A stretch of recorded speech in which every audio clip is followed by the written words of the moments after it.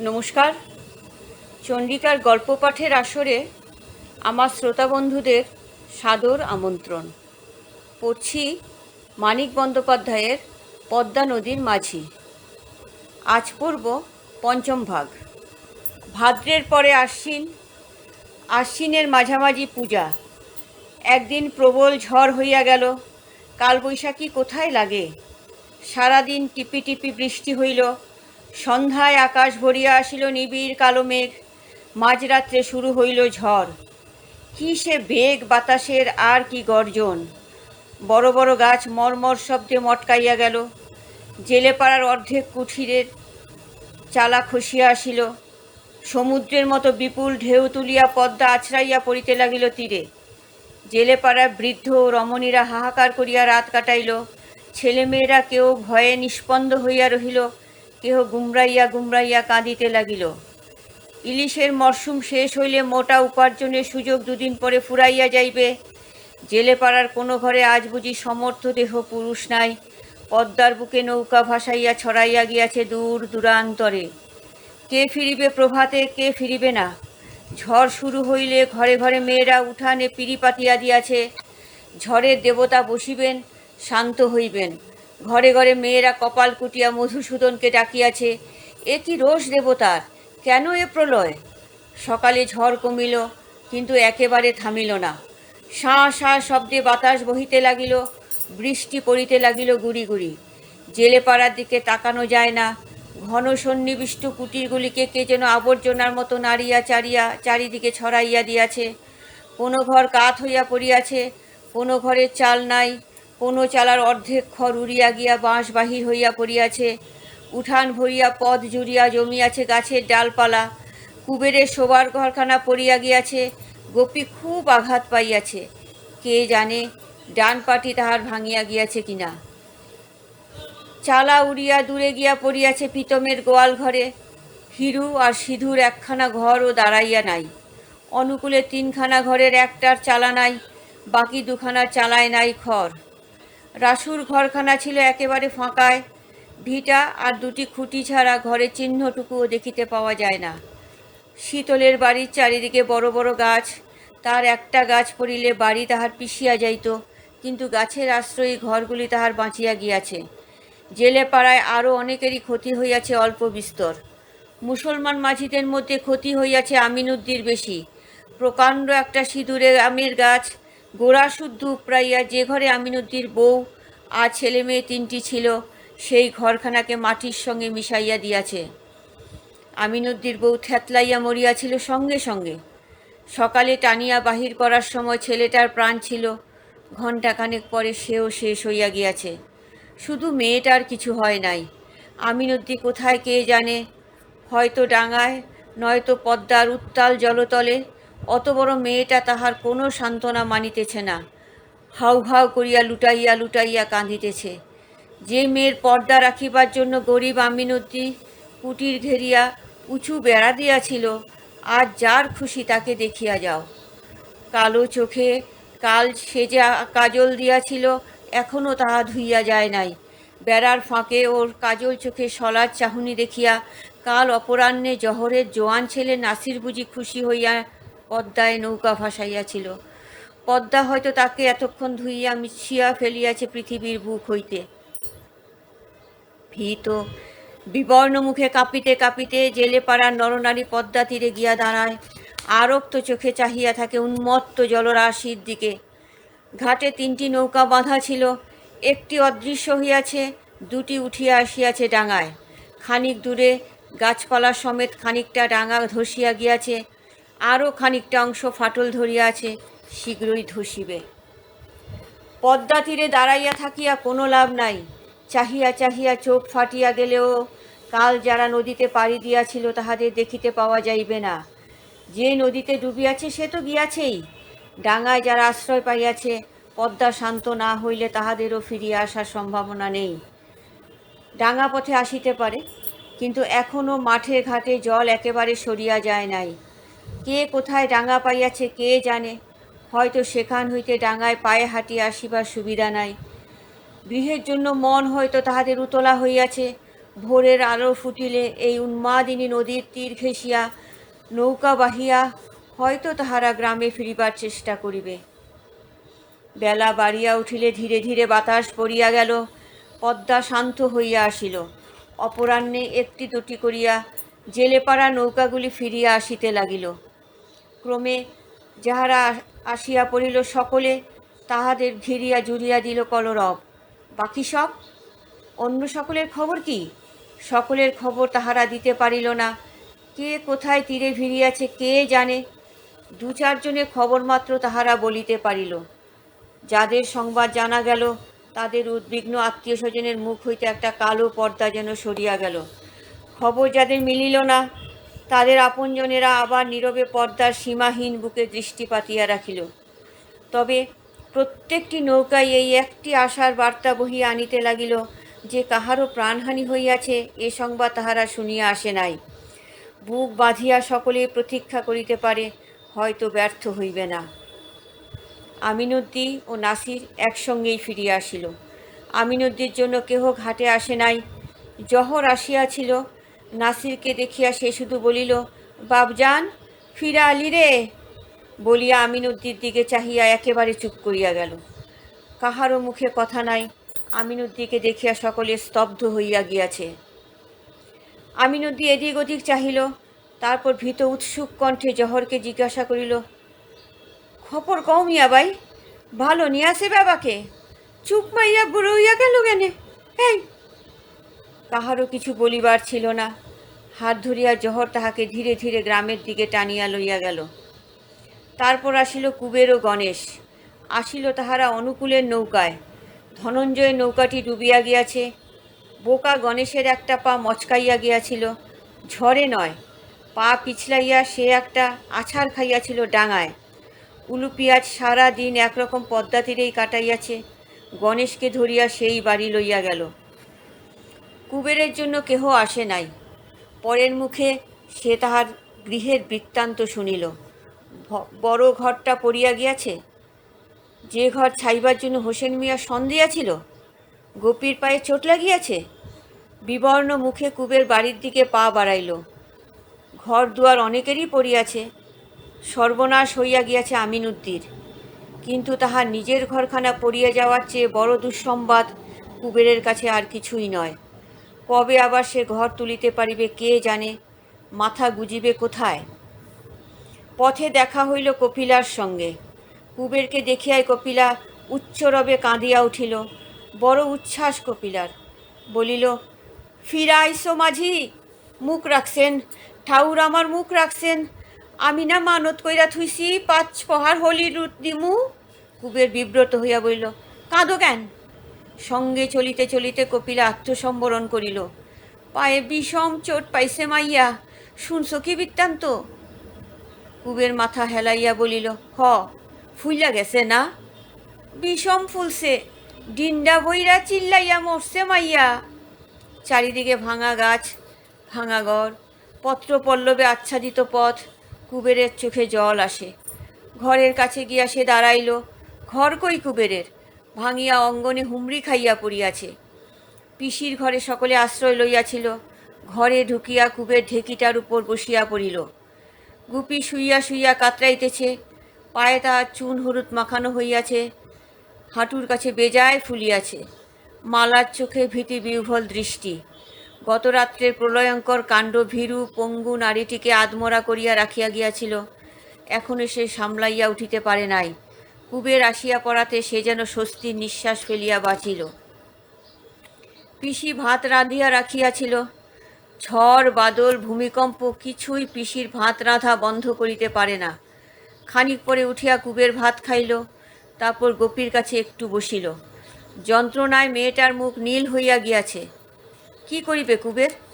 যন্ত্রণা লাঘবের কি মন্ত্র সে জানে গোপীকে যাতে একটুখানি আরাম দিতে পারে? নীরবে চাহিয়া দেখা ছাড়া কোনো উপায় নাই। মালা ধীরে ধীরে বলিতে থাকে। মরমর করিয়া ঘর ভাঙিয়া পড়ার সময় আতঙ্কে দিশেহারা হইয়া ছুটিয়া বাহিরে যাওয়ায় কিভাবে গোপীর উপর চালটা আসিয়া পড়িয়াছিল। ঘরে থাকিলে মেয়েটার কিছু হইত না। ঝড়ের সময় যে বাহিরে যাইতে নাই, ঘরের মধ্যে থাকাই সবচেয়ে নিরাপদ, সেটুকু বুদ্ধি তো মেয়ের নাই। শুনিতে শুনিতে কুবের ঢুলিতে থাকে। হ, কুবেরের ঘুম পাইয়াছে। উন্মুক্ত নদী তীরে বসিয়া সে কাটাইয়াছে ঝড়ের রাত্রি। সকালে হাঁটিয়া আসিয়াছে দেবীগঞ্জে।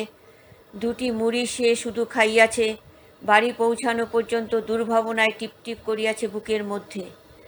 এখন পেট ভরিয়া খাইয়া উঠিয়া আর তাহার জাগিয়া থাকিবার ক্ষমতা নাই। মালার সব কথা তার কানে যায় না। গোপীর কাছে সংকীর্ণ স্থানটুকুতে কোনো মতে কাত হইয়া সে একসময় ঘুমাইয়া পড়ে। সন্ধ্যার আগে জেলেপাড়ার সকলেই ফিরিয়া আসিল। পদ্মার গ্রাসে কেহ যায় নাই। পিতমবাজির নৌকাটি শুধু মাছ নদীতে ঝড়ের মুখে পড়িয়া ডুবিয়া গিয়াছে। নৌকায় ছিল পিতমের ছেলে মাখন, কুবেরের প্রতিবেশী সিধু আর ভাই মুরারি। অভ্রমিত অবস্থায় একটা চরে উঠিয়া রাত কাটাইয়া তাহারা ফিরিয়া আসিয়াছে, আর বলিয়া বেড়াইতেছে তাহাদের বাহাদুরির কাহিনী। পাহাড় প্রমাণ ঢেউয়ের সঙ্গে লড়াই করিয়া কিভাবে তাহারা নিজেদের প্রাণ বাঁচাইয়াছিল। কয়েকটা দিন বড় গোলমালের মধ্যে কাটিয়া গেল। ধীরে ধীরে ভাঙা ঘরগুলির সংস্কারের চেষ্টা চলিতে লাগিল। কেতুপুরের ২-৪খানা ঘরবাড়ি পড়িয়া গিয়াছিল। একদিন মেজকর্তা অনন্ত তালুকদারের সভাপতিত্বে গ্রামবাসীর একটা সভা হইয়া গেল। ক্ষতিগ্রস্ত আর দুস্থদের জন্য চাঁদা তোলার ব্যবস্থা হইল। অনন্তবাবু নিজে দান করিলেন ১০ টাকা, গ্রাম হইতে আরও ১৫ টাকা উঠিল। তার মধ্যে ৭ টাকা দেওয়া হইল কেতুপুরের নন্দ ভট্টাচার্যকে। আহা, ব্রাহ্মণে ২খানা ঘর পড়িয়া গিয়াছে। জেলে পাড়ার জন্য দেওয়া হইল ১০ টাকা, ২ টাকা করিয়া ৫ জনকে। বাকি টাকাটা বোধহয় ফান্ডে জমা রহিল। সুখের বিষয়, দীর্ঘ অনুপস্থিতির পর এই সময় হোসেন মিয়া গ্রামে ফিরিয়া আসিল। ঘুরিয়া ঘুরিয়া সে চারিদিকের অবস্থা দেখিয়া বেড়াইল। তারপর দাড়ি নাড়িয়া বলিল, না, টাকা কর্জ দিমু না, ছন দিমু, বাঁশ দিমু, নিজে খাড়াইয়া তোমাকে ঘর তুইলা দিমু, শেষে নিকাশ নিয়া খত লিখুম, একটা কইরা টিপা দিবা। তাই সই, পুরাতন জীর্ণ ঘরের বদলে যদি নতুন ঘর ওঠে, খত লিখিয়া দিতে আর আপত্তি কি। ঘর তাহাদের পড়িয়া গিয়াছিল, সকলে তাহারা খুশি হইয়া উঠিল। যাহাদের ঘর পড়ে নাই তাহারা দুঃখিত হইয়া ভাবিল, ঘর দুয়ার তাহাদেরও পড়িয়া গেলে মন্দ হইত না। সকলেই সাগ্রহে হোসেন মিয়ার সাহায্য গ্রহণ করিল। করিল না শুধু আমিনউদ্দি। সে মাথা নাড়িয়া বলিল, না মিয়া, ঘর দিয়া আমার কাম নাই। আম গাছের তলে তাহার ঘরখানা যেমন নিষ্পেষিত হইয়া পড়িয়াছিল, তেমনিভাবে পড়িয়া রহিল। সত্যই তো, ঘর দিয়া আমিনউদ্দি কী করিবে? কে আছে আমিনউদ্দির? কার জন্য আবার সে দুঃখের দারিদ্র্যের নীড় বাঁধিবে? জেলে পাড়ার সকলেই আবার পদ্মার বুকে নৌকা ভাসাইয়াছে। আমিনউদ্দি কোথাও যায় না। কারোর জন্য পদ্মার অতল জলে সে জীবিকার সন্ধান করে না। শুধু মেয়েটা আছে, মমিন। কেন আছে কে জানে। সারাদিন মমিন মৃদুস্বরে কাঁদে। আমিনউদ্দি চাহিয়াও দেখে না, না ডাকে কাছে, না বলে মেয়ের সঙ্গে কথা। ক্রমে ক্রমে সকলের নতুন খুঁটি, নতুন বেড়া ও নতুন চালার ঘরগুলি সমাপ্ত হইল। হোসেন মিয়া মজুদদের কী ইঙ্গিত দিয়াছিল সেই জানে। কুবেরের ঘরটা উঠিল সকলের আগে। ঘর দেখিতে আসিয়া হোসেন মিয়া গোপীর জন্য বড় দরদ দেখাইল। বলিল, হাসপাতালে নিয়ে যাও কুবের ভাই, জবর চোট পাইছে মালুম হয়। তারপর একখানা খত বাহির করিয়া বলিল, টিপসই দাও কুবের, ২১ টাকা ১০ আনার খত লিখছি, বাদ দিছি ২ টাকা। টিপসই দিয়া রাখো, যখন পারবা দিবা, না দিলি মামলা করুন না ভাই। হোসেন মিয়া মৃদু মৃদু হাসিল। জান দিয়া তোমাগো দরদ করি, খত কিসির? লিখা থুইলাম, হিসাব থাকবো, না তো কিসির কাম খত দিয়া। কুবের বলিল, পুরান বাঁশ, পুরান বেড়া দিলি খরচা কম হইতো মিয়া ভাই। কেন পুরান বাঁশ দিবা কেন? খরচা লইকা পাইব না, খরচা তো দিছি আমি, না দি নাই। হ মিয়া ভাই, দিছেন, আপনিই দিছেন। টিপসই দিয়া কুবের হোসেনের মুখের দিকে চাহিল। বড় ভয় করে কুবের হোসেন মিয়াকে, বড় টান তাহার হোসেন মিয়ার দিকে। কি জাদু মন্ত্রে তাহাকে বশ করিয়াছে লোকটা। গোপীর পায়ের ব্যথাও কমে না, ফোলাও কমে না। মেয়েটাকে নিয়ে মহা মুশকিলে পড়িয়াছে কুবের। মালার তো মালার মতো গোপীও কি শেষ পর্যন্ত খোড়া হইয়া যাইবে? কি ব্যবস্থা করা দরকার কুবের বুঝিয়া উঠিতে পারে না। হোসেন মিয়ার কথা মতো সদরের হাসপাতালে লইয়া যাইবে নাকি? সে তো কম হাঙ্গামার ব্যাপার নয়। অতখানি পথ গোপীকে কেমন করিয়া লইয়া যাইবে? ব্যথায় সে বিছানাতেই পাশ ফিরিতে পারে না, অত নাড়াচাড়া তাহার সহিবে কেন? অথচ পায়ের যা অবস্থা গোপীর, শীঘ্রই কোনো ব্যবস্থা না করিলে নয়। ইতিমধ্যে পূজা আসিয়া পড়িল। চরডাঙ্গা হইতে একদিন আবার আবির্ভাব ঘটিল অধরের। আবার সে রাগারাগি করিয়া সকলকে লইয়া যাইতে চাহিল। ছেলে মেয়ে এগুলি তাহার সঙ্গে ফিরিয়া গেল চরডাঙ্গায়। কপিলা গেল না। বলিল, কেন? ঘর পড়িয়া গিয়া ঢেকি ঘরটাতে যখন তাহারা সকলে একসঙ্গে মাথা গুজিয়াছিল, অসুবিধার অন্ত ছিল না, তখন অধর আসিতে পারে নাই। এখন নতুন ঘর উঠিয়াছে, থাকিবার কোনো অসুবিধা নাই, এখন সে যাইবে কেন এদের এই বিপদের মধ্যে ফেলিয়া? কুবের ওই হাতে সায় দিয়া বলিল, হ, কেন যাইবে কপিলা তাদের এই বিপদের সময়? কপিলা সত্যই প্রাণ দিয়া সকলের সেবা করিতেছিল। বড় কৃতজ্ঞ হইয়া উঠিয়াছিল কুবেরও তাহার কাছে। বড় ভালো মেয়ে কপিলা, কেন যে ওর বোকা স্বামীটা ওকে ত্যাগ করিয়াছে। কেতুপুর 4 দিন পূজার ঢাকঢোলে মাতিয়া রহিল। উৎসব হইল। জেলে পাড়া ছেলে বুড়া দুবেলা ঠাকুর দেখিল। কেহ কেউ তারি গিলিয়া খুব মাতলামি করিল। শীতলে একদিন একটা দেশি মদের বোতল সাবার করিয়া রাসুকে ধরিয়া আচ্ছা করিয়া পিটাইয়া দিল। রাসুর উপর তাহার কেন যে এত রাগ, কে জানে।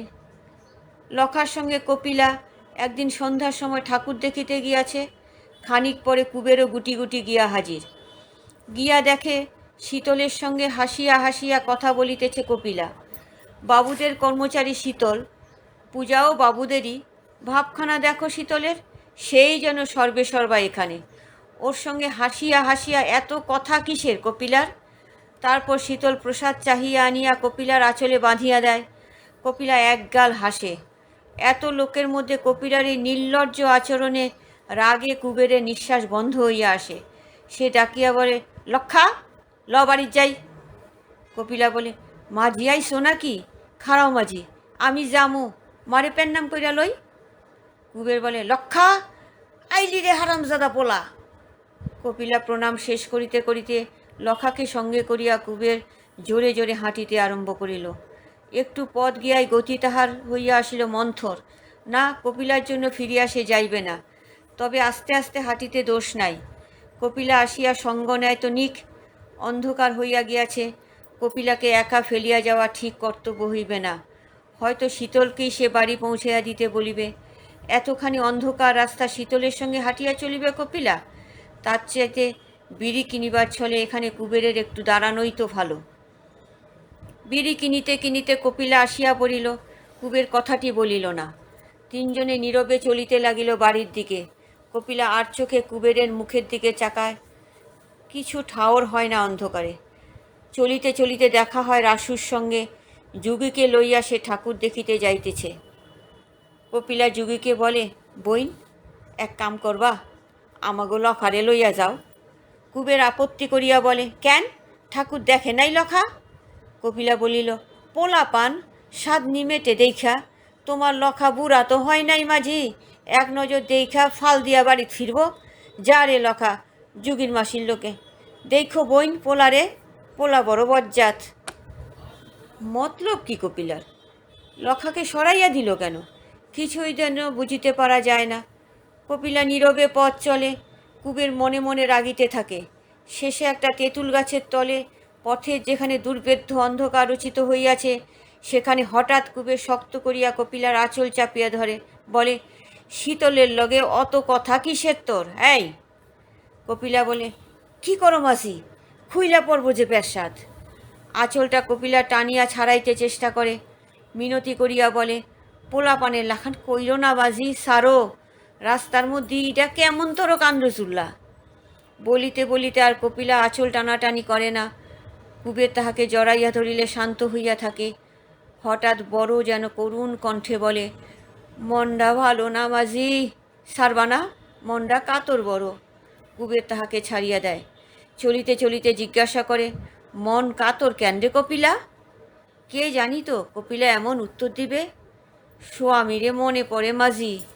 হ, আগাগোড়া সব তাহলে ফাঁকি কপিলার, সব ছল। এতক্ষণ রসিকতা করিতেছিল কুবেরের সঙ্গে। ভালো, কুবেরও রসিকতা জানে। কপিলার গালটা সে টিপিয়া দেয়, হিহি করিয়া হাসে, বলে, তাই ক কপিলা, তাই ক। যে স্বামী দূর কইরা খেদাইয়া দিছে, তার লাগিয়া মনটা পড়ায় তোর? গেলেই পারো স্বামীর ঘর।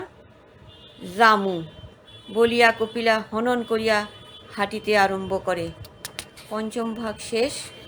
পড়ছিলাম পদ্মা নদীর মাঝি, লেখক মানিক বন্দ্যোপাধ্যায়।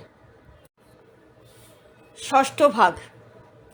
সেদিন রাত্রে গোপীর পায়ের যন্ত্রণা খুব বাড়িয়া গেল। তাহাকে নতুন ঘরে আনা হইয়াছিল। সারা রাত সে ছটফট করিয়া গঙ্গাইয়া কাটাইয়া দিল। মালা জাগিয়া বসিয়া রহিল তাহার শিহরে। কুবেরও অনেক রাত অবধি জাগিয়া রহিল। তারপর সে ঘুমাইয়া পড়িল বটে, কিন্তু ভালো ঘুম হইল না। শেষ রাতে উঠিয়া বসিয়া সে ডাকিল, গোপীর মা। জবাব দিল কপিলা, গোপীর মা ঘুমায়। কুবের উঠিয়া আসিয়া বলিল, যা তুই ঘুমাগা কপিলা, আমি বইয়া থাকি। কপিলা চাপা গলায় বলিল, আরে পুরুষ, রাত ভইরা ঘুমাইয়া বিয়ানে কয় যা তুই ঘুমাগা কপিলা? কাউয়ায় ডাক পারে হুনস মাঝি? তাই তো বটে, ফর্সা হইয়া আসিয়াছে যে। ঝাঁপ খুলিয়া কুবের বাহিরে গেল। গণেশের বাড়ি গিয়া ডাকাডাকি করিয়া তুলিল গণেশকে। যুগলকাল বোনের বাড়ি নিমন্তন্ন খাইতে আসিয়া রাত্রে সেখানেই ঘুমাইয়াছিল। সেও উঠিয়া আসিল। কুবের বলিল, গণেশ, মাইয়া রে তো হাসপাতালে নেওয়ান লাগে, বড় কাতর মাইয়া, রায় ধইরা চেঁচাইয়া মরছে। গণেশ বলিল, হ, ব কবির তামুখা, হাসপাতালে নেওয়ান তো সহজ কথা না। কিবা নিবি ভাবছস নি? নাও নিয়া যামু, আবার কিবা? সমস্যার সমাধানে গণেশ খুশি হইয়া বলিল, তবে চিন্তা নাই, যুগল্যার নাওখান মিলব আইস, নাও নিয়ে আইসে যুগইলা। নাওখান দিবি না যুগইলা তোর? যুগল সাগ্রহে নৌকা দিতে সম্মত হইল, বলিল সেও সঙ্গে যাইবে। খুব বুঝি ফুলিয়াছে গোপীর পাটা? কোথায় চোট লাগিয়াছে? আগে কেন মেয়েকে হাসপাতালে দেয় নাই কুবের? আগেই লইয়া যাওয়া উচিত ছিল। যাই হোক, আর যদি হাসপাতালে লইতেই হয়, দেরি করিয়া লাভ কি? বেলা হইয়া গেলে হাসপাতালে ডাক্তারকে পাওয়া যাইবে না। একটা চওড়া কাঠের তক্তায় শোয়াইয়া ধরাধরি করিয়া গোপীকে নদী তীরে লইয়া যাওয়া হইল। কাঁথা বালিশ হাতে করিয়া কপিলা গেল সঙ্গে। ইতিমধ্যে জেলেপাড়ায় খবর রটিয়া গিয়াছিল, গ্রামের একটি মেয়েকে হাসপাতালে নেওয়া প্রতিমা বিসর্জনের চেয়ে কম গুরুতর ব্যাপার নয় জেলেপাড়াবাসীদের কাছে। এই ভোরে নদী তীরে একটি ছোটোখাটো ভিড় জমিয়া গিয়াছিল। প্রশ্নে জবাব দিতে দিতে কুবের একেবারে হয়রান।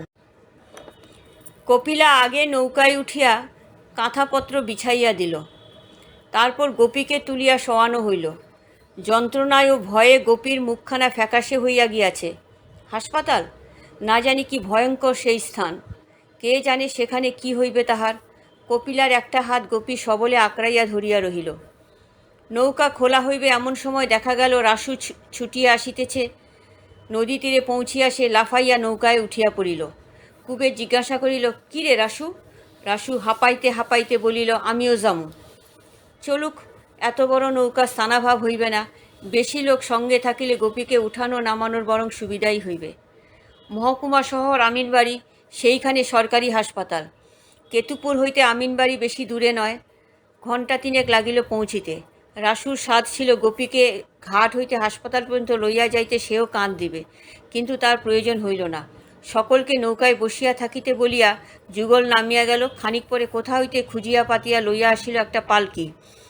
যুগল কি কম পাকা লোক? পালকি চাপিয়া গোপী হাসপাতালে গেল। হাসপাতালে তখন রোগীর ভিড় জমিয়াছে। একটা ছোট ছেলের ফোড়া অপারেশন করা হইতেছিল। কি তাহার তীব্র চিৎকার! গোপী তো দেখিয়া শুনিয়া বিবর্ণ হইয়া গোঙাইতে আরম্ভ করিল। কুবেরের মুখখানাও শুকাইয়া পাংশু হইয়া গিয়াছে। সকলেই অল্পবিস্তর ভীত ও সন্ত্রস্ত। শুধু অবিচলিত আছে রাসু। ময়নাদ্বীপ হইতে পলাইয়া আসিয়া নোয়াখালীর হাসপাতালে সে 15টা দিন কাটাইয়া দিয়াছিল। এ তাহার পরিচিত স্থান। সকলকে সে অভয় দিয়া বলিতে লাগিল, ভয় নাই, ভয় নাই, সব ঠিক হইয়া যাইবে।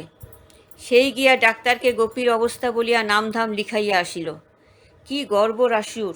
দেখুক কুবের, কেমন চটপটে পাকা লোক সে, দেখিয়া রাখুক। বেলা প্রায় 2:30টার সময় অবসর করিয়া ডাক্তারবাবু গোপীর পা পরীক্ষা করিলেন। পরীক্ষা করিয়া রাগের সীমা রহিল না ডাক্তারের। রাসুই কিনা বুক ঠুকিয়া কথা বলিতেছিল, তাহাকেই গোপীর অভিভাবক ঠাউরাইয়া ধমক দিয়া ডাক্তার আর কিছু রাখিলেন না। এতকাল কি করিতেছিল তাহারা? বসিয়া বসিয়া ঘাস কাটিতেছিল। আগে আনিতে পারে নাই গোপীকে, পা যদি এবার কাটিয়া বাদ দিতে হয়। অপারেশন টেবিলে শুইয়া গোপী কপিলার হাত শক্ত করিয়া ধরিয়াছিল। গোঙায়া গোঙায়া সে তো কাঁদিতে থাকেই, কপিলাও মৃদু স্বর তোলে কান্নার। তারপর ডাক্তারের ধমকে আচমকা স্তব্ধ হইয়া যায়। পরীক্ষা শেষ করিয়া ডাক্তার বড় ভয়ানক কথা বলিলেন, এখানে রাখিয়া যাইতে হবে গোপীকে। তবে একথাও তিনি বলিলেন যে রাখা না রাখা গোপীর বাপের খুশি, জোর জবরদস্তি নাই। হাসপাতালের বারান্দায় পরামর্শ সভা বসিল। ডাক্তারের ধমকে রাসু বড় দমিয়া গিয়াছিল। সে আর কথা বলিল না। হয়তো এতক্ষণে গোপীর অবস্থার গুরুত্ব বুঝিয়া মনটাও তাহার খারাপ হইয়া গিয়া থাকিতে পারে।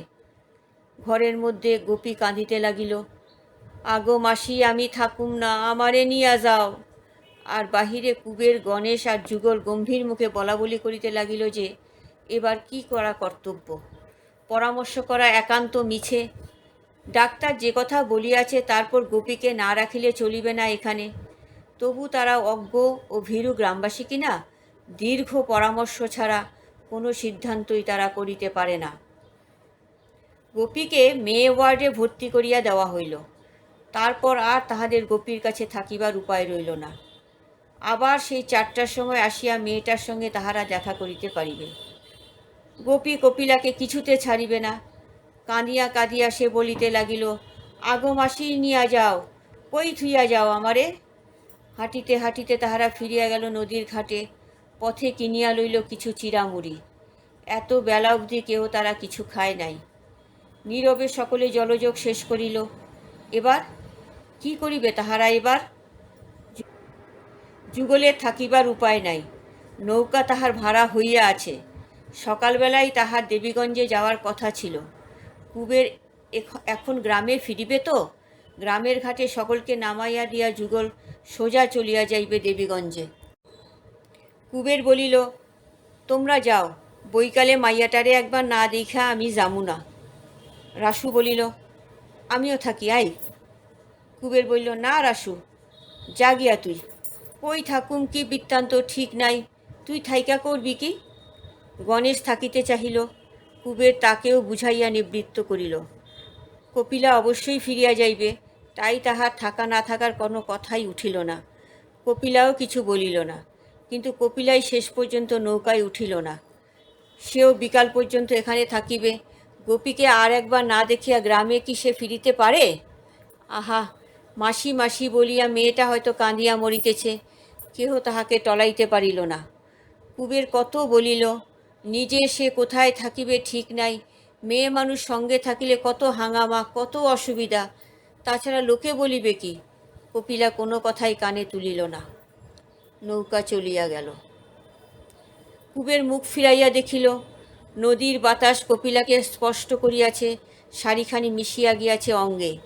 বেগুনি রঙের শাড়িখানি পরিয়াই সে যে আজও পথে বাহির হইয়াছিল, এতক্ষণ কুবের তো তাহা লক্ষ্য করে নাই। এতক্ষণে খেয়াল করিয়া সে যেন কেমন অসন্তোষ বোধ করিল। কপিলাকে লইয়া এখন সে কি করিবে? যাইবে কোথায়? কি মতলব করিয়াছে কপিলা? থাকিবা ওর কি প্রয়োজন ছিল? কি দেখো মাঝি, কি ভাবো? কপিলা বলিল।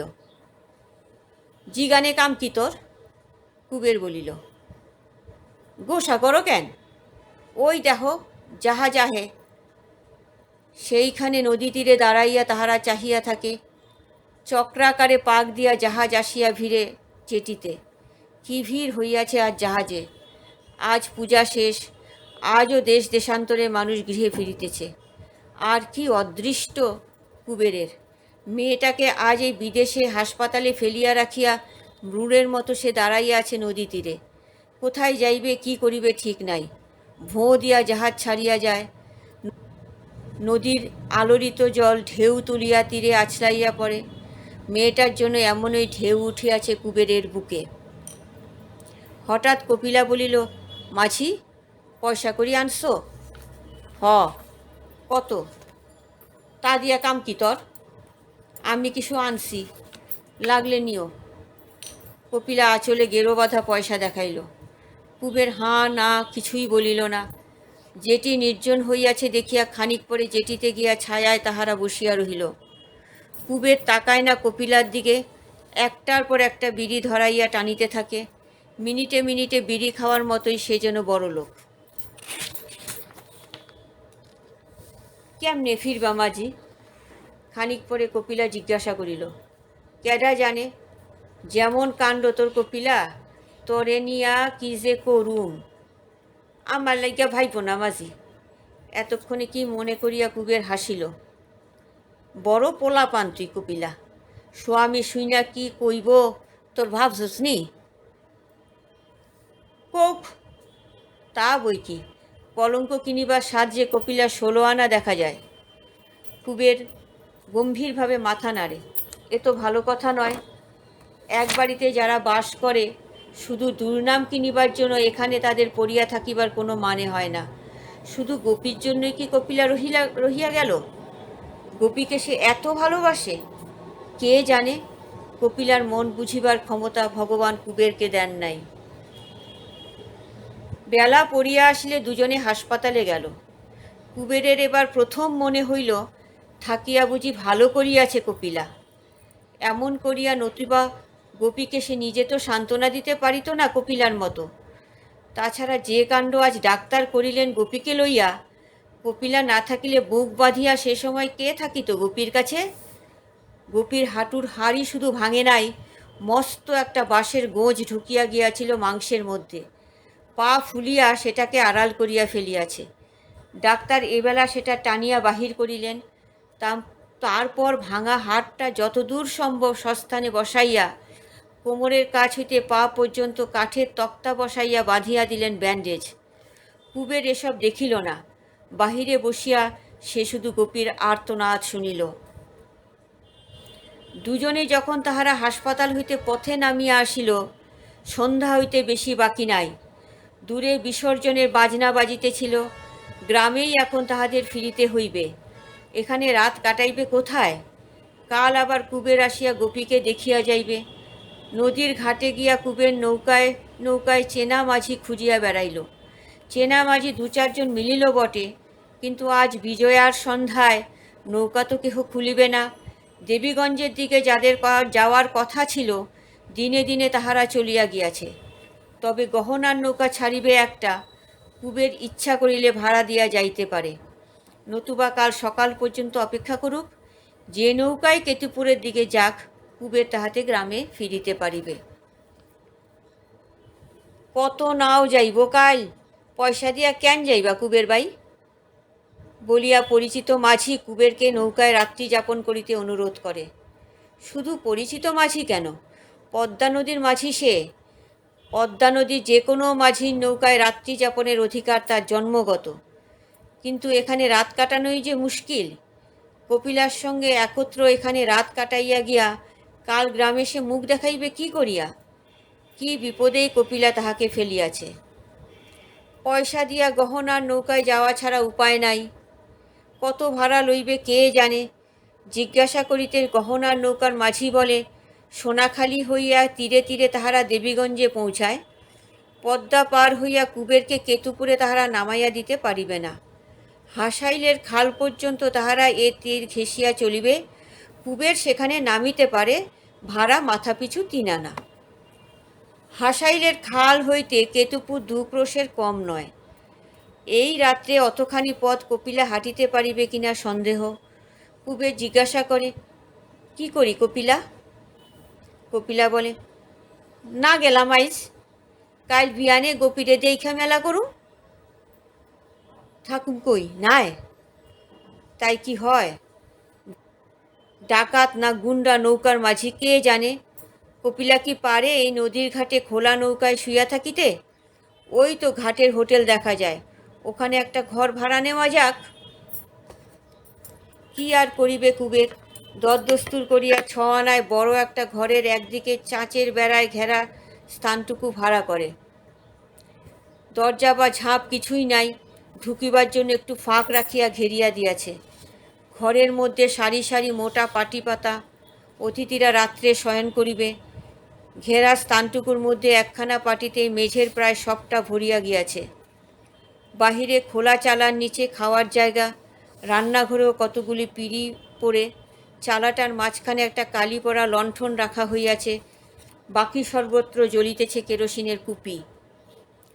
কুবের গিয়া চালার নিচে বসিয়া খাইয়া আসে। চালার বাহিরে সকলের দিকে পিছন ফিরিয়া বসিয়া খোলা আকাশের নিচে খায় কপিলা।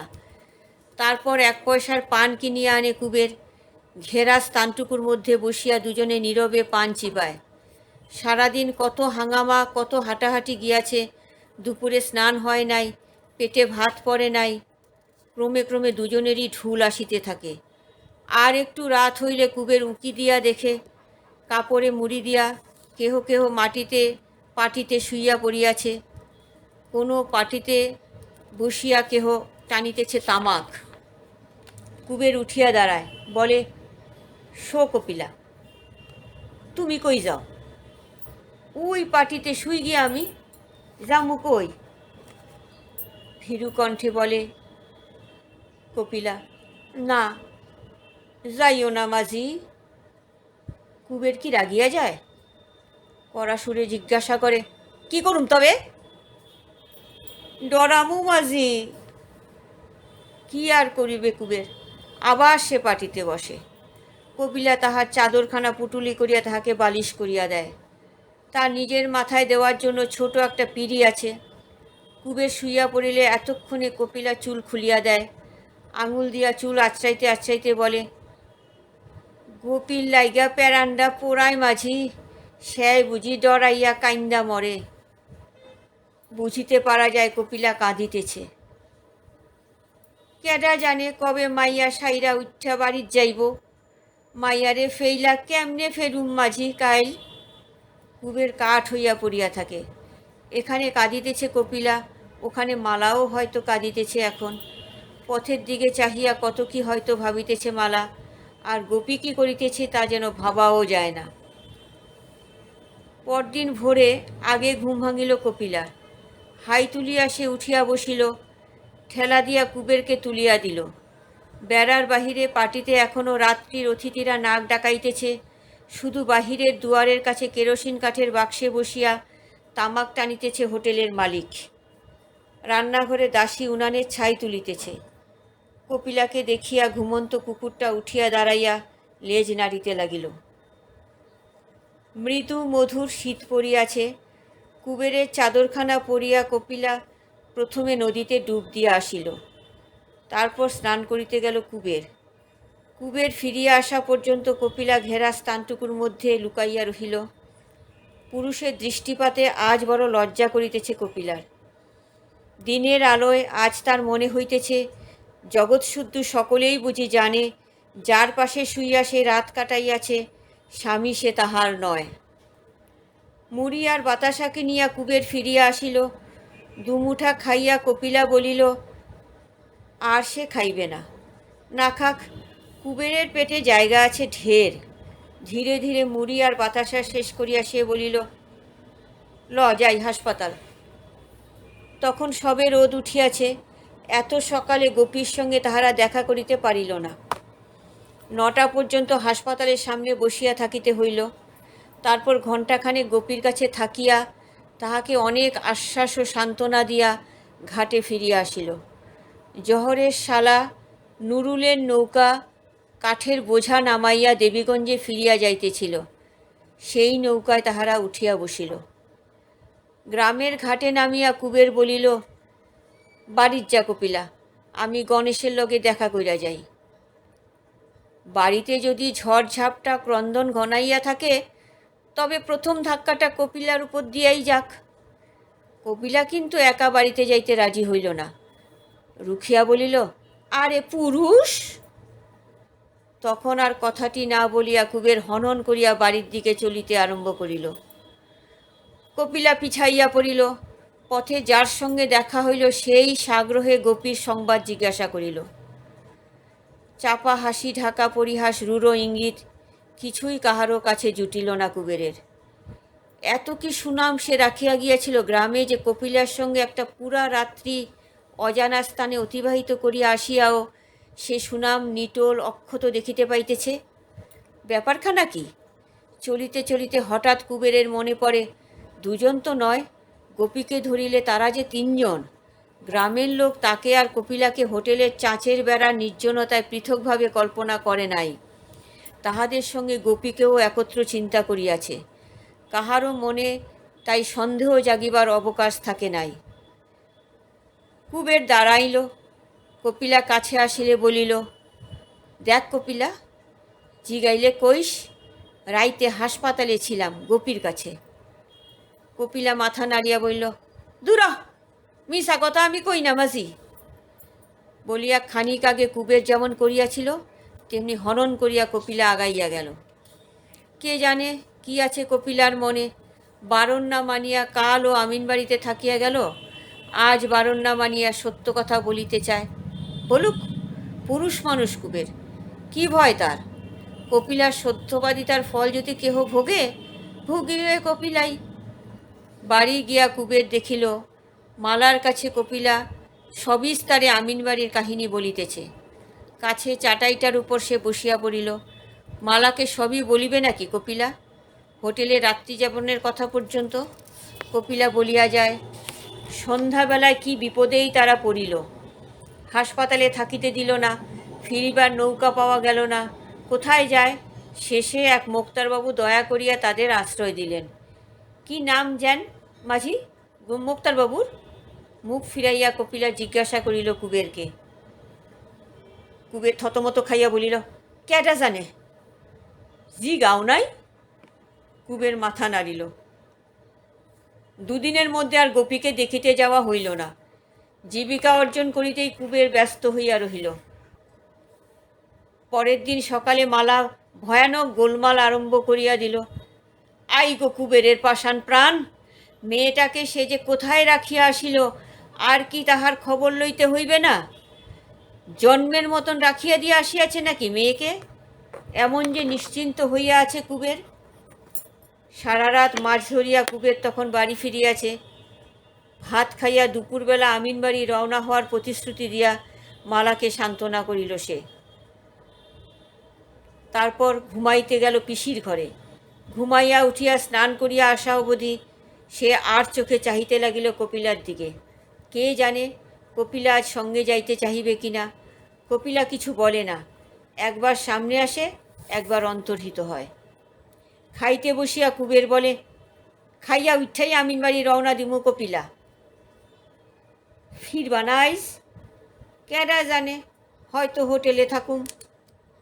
হোটেলে কেন? থাইকো, মোক্তারবাবু গো বাড়ি থাইকো, বলিয়া কপিলা হাসে। লজ্জা পাইয়া ঘাড় হেট করিয়া কুবের খাইয়া যায়। না, কপিলার মনের হদিশ পাইবার ভরসা তাহার আর নাই। কখন কি বলিবে, কখন কি করিবে কিছুই অনুমান করিতে পারা যায় না।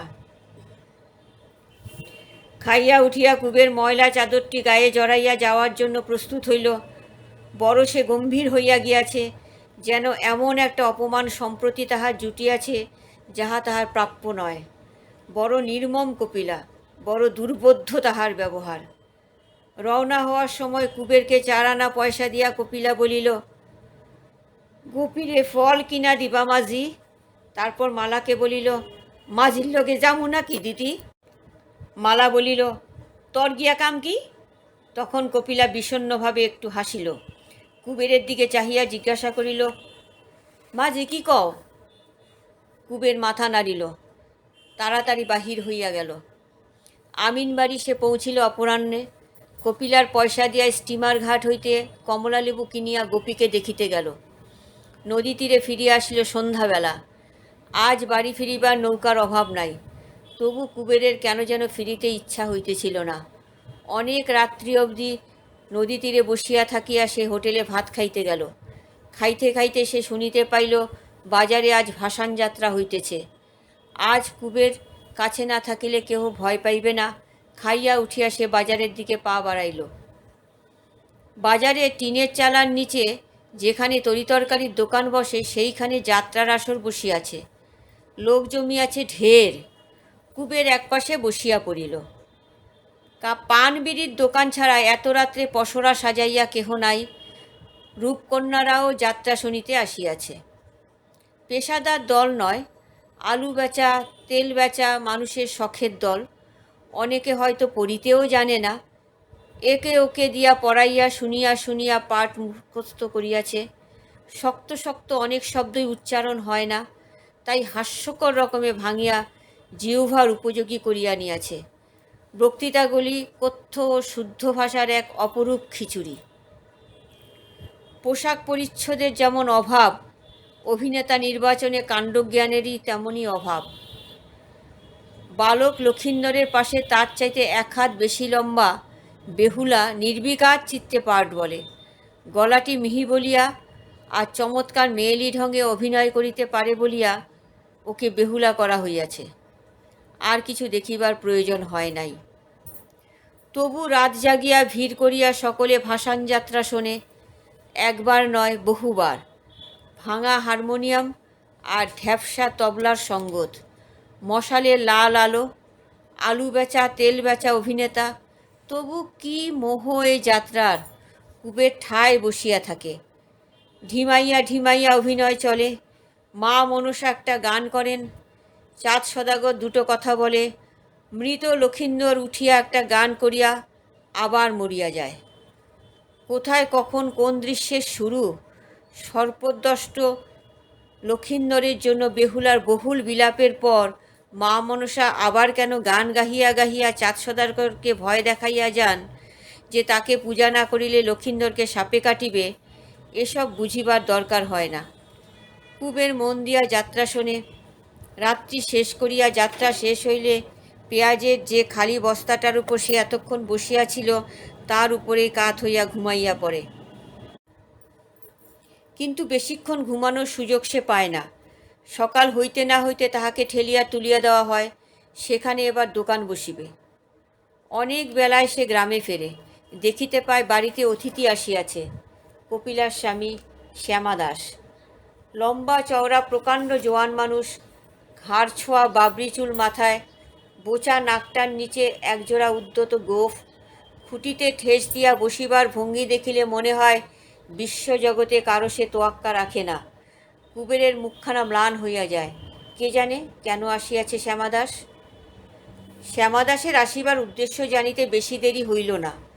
এ পক্ষের বউটা তাহার মরিয়া গিয়াছে। কপিলাকে সে নিয়া যাইবে। কখন যাইবে? বেলা পড়িয়া আসিলে একসময় রওনা হওয়া যাইবে। সেজন্য কি কুবের যদি খাতির করিয়া একটা দিন থাকিয়া যাইতে বলে, তাতেও শ্যামাদাসের আপত্তি নাই। বসিয়া বসিয়া তাহারা কথাবার্তা বলে। কপিলা একসময় আসিয়া ফিসফিস করিয়া স্বামীর কানে কানে কি যেন সব গোপনে কথা বলে, তারপর হাসিয়া চলিয়া যায়। পিসির ঘরে ঢুকিবার আগে মুখ ফিরাইয়া চোখের একটা দুর্বোধ্য ইঙ্গিত করে। এত বেলায় কুবের ফিরিয়া আসিয়াছে, কই খাওয়ার কথা কপিলা তো কিছু বলিল না। কুবেরের ক্ষুধা তৃষ্ণার কথা মনে রাখিবার প্রয়োজন কি কপিলার ফুরাইয়া গিয়াছে? গোপীর কথাও তো কিছু সে জিজ্ঞাসা করিল না। গায়ের চামড়াটা কুবেরের আজ বড় খসখস করিতেছিল। অনেক দিন তেল মাখা হয় নাই। শ্যামাদাস আসিয়াছে বলিয়াই কপিলা বোধ হয় আজ চুলে আবার জবজবে করিয়া নারিকেল তেল দিয়াছে। কালো একটি বোতলে বিলাসিতার এই উপকরণটি কপিলা সর্বদা মজুত রাখে। একটা কিছু উপলক্ষ পাইলেই বোতলটা কাত করিয়া মাথায় দেয়। শ্যামাদাসকে বসিতে বলিয়া কুবের কপিলার কাছে একটু তেল চাহিল। কপিলা করিল কি, রাঁধিবার তেল রাখা বাঁশের পাত্রটি আনিয়া বলিল, ধরো মাঝি, হাত পাতো। কুবের হাত পাতিলে পাত্রটা সে একেবারে উপুর করিয়া ধরিল। এক ফোঁটা তেলও কুবেরের হাতে পড়িল না। কপিলা বলিল, আই গো আই, তেল তো নাই। বলিয়া কি হাসি কপিলার! কুবের কথাটি বলিল না। বাঁশের পাত্রটি তার হাত হইতে ছিনাইয়া লইয়া এই দুপুরবেলা অভুক্ত অবস্থায় গ্রামের ভিতরে গিয়া 2 পয়সা তেল কিনিয়া আনিল। কপিলাকে দেখাইয়া দাওয়ায় বসিয়া সর্বাঙ্গে ঘষিয়া ঘষিয়া বহুক্ষণ ধরিয়া সে তেল মাখিল। নিজের দেহটিকে সে যেন কপিলার চুলের মতোই তেলে জবজবে করিয়া ছাড়িবে। সারাদিন কপিলার সঙ্গে সে কথা বলিল না, কিন্তু সন্ধ্যার পর মাছ ধরিতে যাওয়ার সময় তামাকের গোলাটা সঙ্গে লইতে ভুলিয়া গেল। নৌকায় গিয়া একাশে বসিয়া রহিল প্রতীক্ষায়। এক সময় গণেশ ও ধনঞ্জয় আসিয়া তাহার সঙ্গে যোগ দিল।